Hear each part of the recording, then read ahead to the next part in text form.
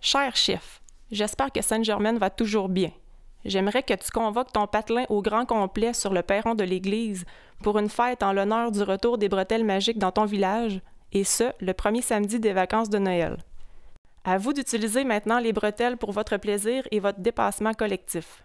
Que Sainte-Germaine reste le village où il fait bon vivre. Et c'est signé Mon oncle Jack. Voilà la lettre qui accompagnait les fameuses bretelles retrouvées en 2013 sur la rue Lachance. Pour notre collectivité, la découverte de ce trésor fut accompagnée par des sentiments intenses de joie et de fierté. Extasiée par les bretelles retrouvées, Sainte-Germaine s'organisait et se pointa au rendez-vous en 2013, le premier samedi des vacances de Noël. Mais pourquoi mon oncle Jack semblait-il tenir mordicus à ce que cette soirée de festivités se passe le premier samedi des vacances de Noël? De vieilles histoires qui courent toujours entre les branches nous font miroiter que cette soirée serait liée à une ancienne veillée qui, jadis, était bien spéciale pour Sainte-Germaine et ses habitants.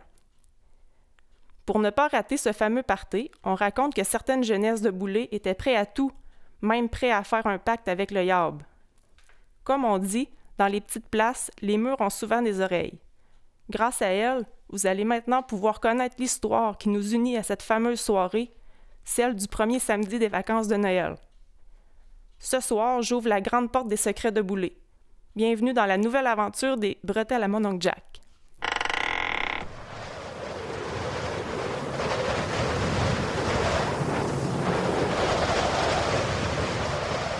Cette année-là, l'hiver était arrivé de bonne heure en Abitibi. Déjà à mi-novembre, nos bûcherons avaient été calés pour monter dans le bois au rang 4. Comme un bon coach de hockey qui prépare sa prochaine saison, mon oncle Jack avait profité de l'automne frisquet pour faire le tour de Sainte-Germaine et signer 3 nouvelles recrues assez fringantes pour compléter son équipe de chantier. Avec l'hiver de coupe qu'avait espoir de sortir mon oncle, un bon mix qui réunirait la fougue des jeunes et l'expérience des vétérans bûcherons allait être la clé du succès, du moins l'espérait-il.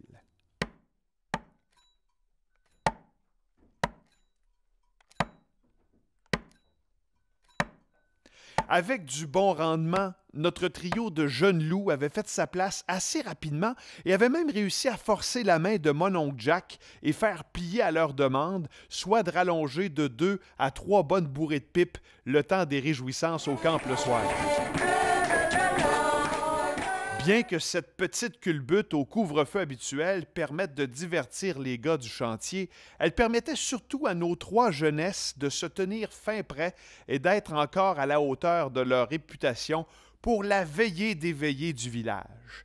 Cette grande soirée que nos 3 nouveaux bûcherons n'auraient pas manqué pour tout l'or de l'Abitibi se tenait chez la maîtresse d'école elle-même, nulle autre que Madame Huguette, toujours le premier samedi des vacances de Noël. Nos 3 apprentis bûcherons étaient encore garçons et n'avaient pas peur de se déchausser de temps en temps, mais ils étaient surtout des piliers de cette soirée.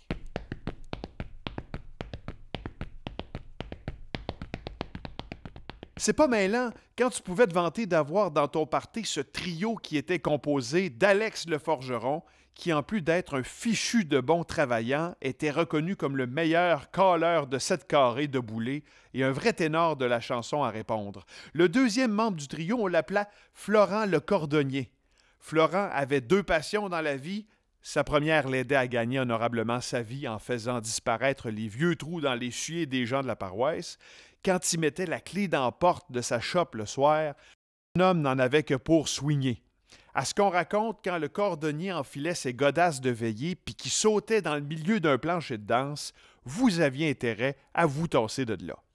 Certains allaient même jusqu'à chuchoter dans les oreilles de leurs voisins que ses souliers étaient sûrement possédés tellement ils semblaient pas pouvoir s'arrêter de giguer un coup décollé.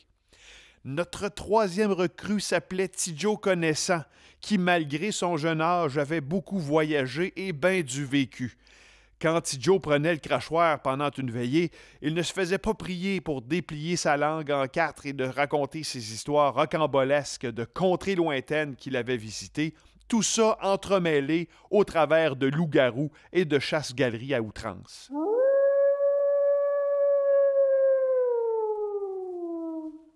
Il paraît qu'il mettait tellement de monde sur les nerfs avec ses légendes époustouflantes que plusieurs devaient se retenir un bon bout, assez pour avoir les deux yeux jaunes pour pas avoir à sortir seul se soulager à la bécosse dans la cour à noirceur. C'est pas mêlant, avec ces trois gars-là sur ton line-up, tu pouvais t'attendre à remplir ta cabane et à vivre une maudite belle soirée. Madame Huguette pouvait se péter les bretelles d'être l'hôte de la seule veillée de Sainte-Germaine et des alentours qui réunissait année après année les trois mousquetaires du Rigodon dans son salon.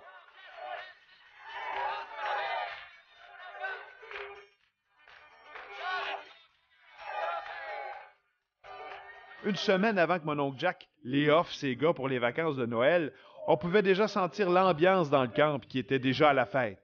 Nos bûcherons commençaient à avoir drôlement hâte d'être en congé. Quant à notre trio de jeunesse, il était déjà, comme on dit, chargé à bloc et fin prêt à faire lever le top chez Madame Huguette. C'est là que les affaires ont commencé à se compliquer un peu pour nos trois genoux. Le jeudi matin, 18 décembre, une petite journée avant le break de Noël, un cheval qui tirait une grosse carriole de fortunés se pointait au camp. Un grand barbu drôlement attriqué avec des bottes puis un chapeau de cow-boy sortit de la slée et défonça pratiquement la porte du camp, avant de demander qu'on amène mon oncle Jack sur le champ. Les plus vieux le reconnurent tout de suite. C'était Tony le barbu. Ben oui, le big boss de la grosse cour à bois de la grande ville qui débarquait. À y voir la face, les gars comprirent que ce n'était pas pour venir leur souhaiter le joyeux Noël. Avec ses gros sabots, il apostropha mon oncle Jack et lui dit que s'il voulait continuer à y vendre du bois, il devait lui sortir 3 autres gros traîneaux de bois bien pleins et bien fendus avant de penser envoyer ses gars en vacances. L'ordonnance du gros barbu avait beau tomber en même temps que les festivités des fêtes des gars de Boulay, Tony le barbu ne s'en soucia aucunement. Le cow-boy de la Grand'Ville pouvait se permettre de faire son fendant. Il savait bien trop que le petit chantier du Rang 4 serait mal pris en s'il vous plaît s'il arrêtait d'acheter leur bois. Pris au piège, mon oncle Jack dut accepter le deal forcé, mais réussit néanmoins à faire cracher au maudit requin un bonus pour aider ses gars à digérer l'affront. Il mit le barbu en garde que, fini pas fini, mardi le 23 décembre, au coucher du soleil, tous ces gars débineraient et rentraient chez eux pour aller préparer leur réveillon, puis que s'ils n'étaient pas contents, ben que le diable l'emporte. Ce matin-là, les gars du chantier n'ont pas perdu de temps. Ils se sont crachés dans les mains, ont retroussé leurs manches, pris leur gear pour s'enfoncer dans la forêt, puis à commencer à sortir leur maudit job. On raconta qu'en attendant fesser les haches après les arbres à une vitesse folle, les gros boulots ne restaient pas longtemps debout devant les bûcherons.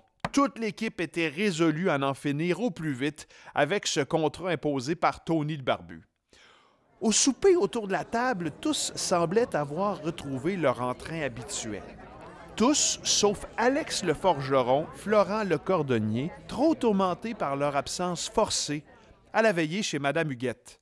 Les deux gars, d'ailleurs, ne semblaient pas trop comprendre pourquoi Tidjo connaissant, lui, semblait être heureux comme un pape et avoir un de ses fun noirs au bout de la table avec le petit Milo puis Pat le pirate. À la fin du repas, Tidjo passa à côté de ses deux comparses qui babounaient, leur tapa sur l'épaule et leur chuchota « Samedi soir, on se pogne à noirceur en arrière de la vieille chette de bois. On a une veillée à aller honorer. Pas un mois personne. Puis toi, Florent, oublie pas tes godasses. Moi, je m'occupe du reste. » Le cordonnier et le forgeron se regardèrent et restèrent bouche bée. Ils n'avaient pas eu besoin d'un dessin pour comprendre l'idée que Tidjo connaissant s'était mis dans la tête pour se rendre à la veillée, coûte que coûte, chez Madame Huguette.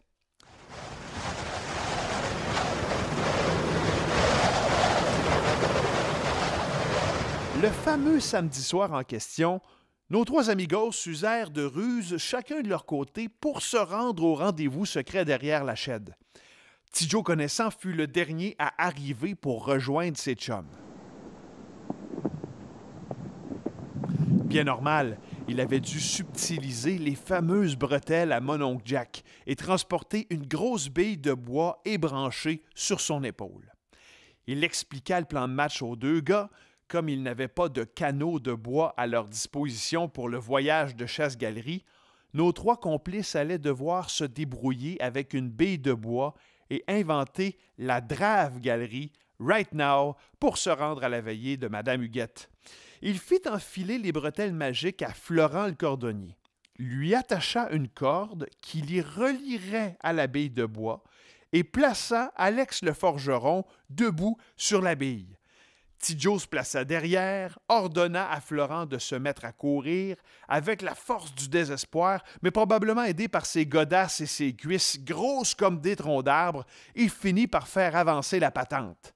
Pendant ce temps, Petit Joe Connaissant implora Liaube d'accepter leur âme, advenant qu'il accrocherait le clocher d'église et qu'il rentre au camp avant la levée du soleil.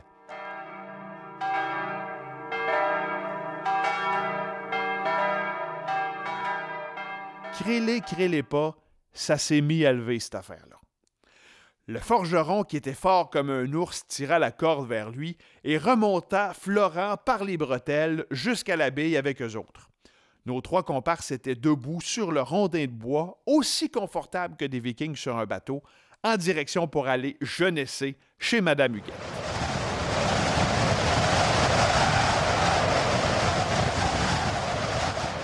Enfin atterris, les deux pieds dans le banc de neige, ils firent la promesse de rester muets comme des tombes sur leur façon de voyager et de pas trop se maganer sur la boisson pendant la soirée.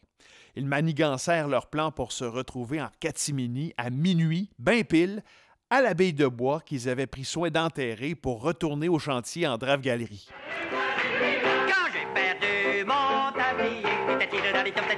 La veillée avait levé assez d'aplomb merci. Madame Huguette avait le don de mettre son monde à l'aise et de créer de bonnes ambiances.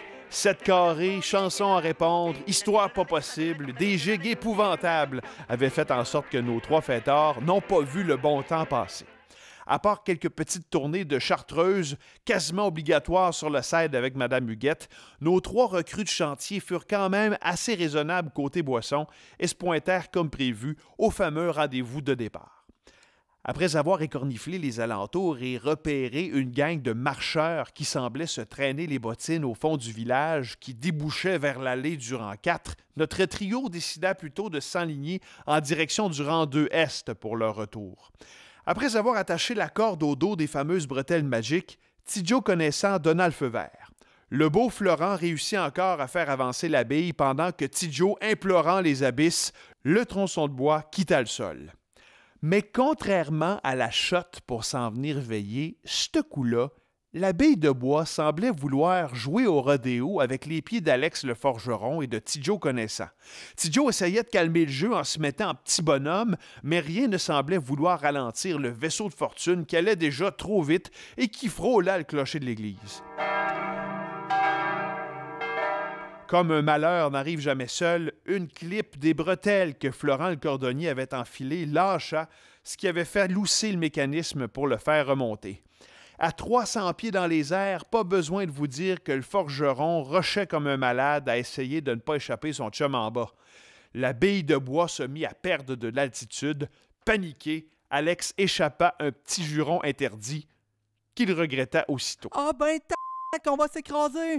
Il réussit néanmoins à mettre la main au fond de culotte du beau Florent, qui, à force de se débattre comme un yorbe dans l'eau bénite, avait perdu une de ses godasses. Nos trois draveurs des airs se rapprochèrent dangereusement de la tête des arbres. Ils pouvaient pratiquement toucher à genoux sur leur bûche et tentaient un atterrissage forcé à travers les sapins.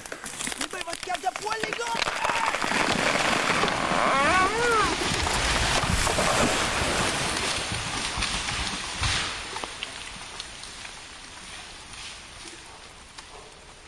Chanceux dans leur bad luck, malgré le fait qu'ils embrassèrent le décor et qu'ils se retrouvèrent les 4 fers en l'air, on peut dire que nos bûcherons avaient évité le pire. L'abeille de bois, par contre, semblait avoir mangé la meilleure volée de la gang, assez pour s'être faite planter dans le sol comme un arbre vivant, un peu plié, mais vivant quand même.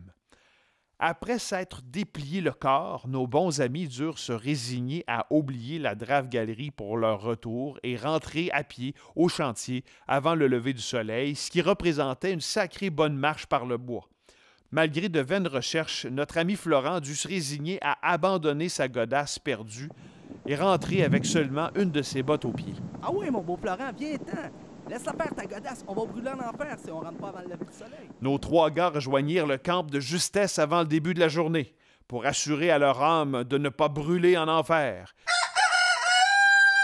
Ils se firent la promesse de ne pas ébruiter et ne plus jamais pratiquer la Drave-Galerie, qui était beaucoup trop dangereuse.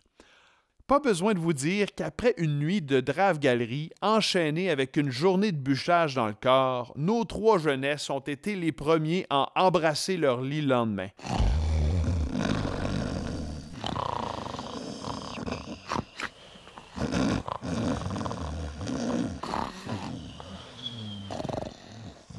Pour ce qui est de la fameuse commande du cow-boy de la Granville, mon oncle Jack et ses boys réussirent contre toute attente à y livrer pas plus tard que lundi, le 22 décembre, pour midi.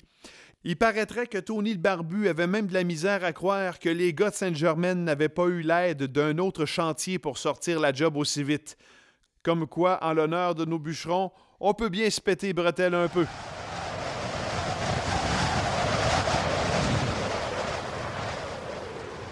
Quant à elle, avec le temps qui avait passé, l'histoire de la Drave-Galerie semblait s'être faite oublier et même enterrée. Mais un bon jour d'une nouvelle époque, des gens de la place se mirent à travailler ensemble sur un projet dans le fond du rang 2 Est qu'ils baptisèrent le skinoramique. Étrangement, comme à l'époque du rang 4, les gars durent se transformer en bûcherons pour taper les futurs trails de glisse en serpentant avec leur chainsaw dans cette forêt qui était la même qu'avait survolé, mais surtout qui avait vu s'écraser nos 3 jeunesses de la Drave-Galerie. On raconte qu'ils tombèrent sur une vieille godasse accrochée à une branche de sapin. Ah, regardons ça, Marcel. Accroché dans le haut du sapin. Il y a une vieille godasse. C'est à craque à tomber du ciel pour atterrir là. Et plus loin, sur un drôle d'arbre, planté, mais plié comme ça se peut pas pour avoir poussé de même, on aurait juré la coque d'un bateau géant. Ah ben, regarde-moi cet arbre-là. Ça a quasiment l'air de bateau. Vérité ou hasard? Quand fut venu le temps de nommer les sentiers du ski de fond, on donna le nom de Godasse et de Viking à 2 d'entre eux. Et si le choix du nom des 2 pistes était le fruit d'un fin calcul pour faire en sorte de nous rappeler, habitants de Sainte-Germaine, que cette fameuse soirée de Drave-Galerie a bien eu lieu et qui s'est terminée par la perte d'une godasse pour notre cordonnier et la mise en terre, un peu croche, mais debout quand même, de l'abeille de bois de nos 3 draveurs.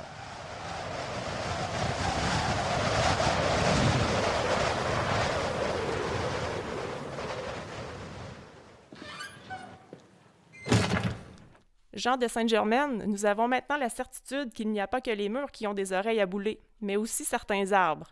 Heureusement pour nous, grâce à eux, nous pouvons maintenant mieux comprendre pourquoi mon oncle Jack tenait à ce que cette soirée de bretelles magiques se tienne le premier samedi des vacances de Noël. Perpétuons cette soirée dans notre époque en l'honneur de cette fameuse veillée qui se tenait chez Madame Huguette et où l'on a vu 3 des nôtres grimper dans les airs grâce à la Drave-Galerie. Que Sainte-Germaine reste le village où il fait bon vivre.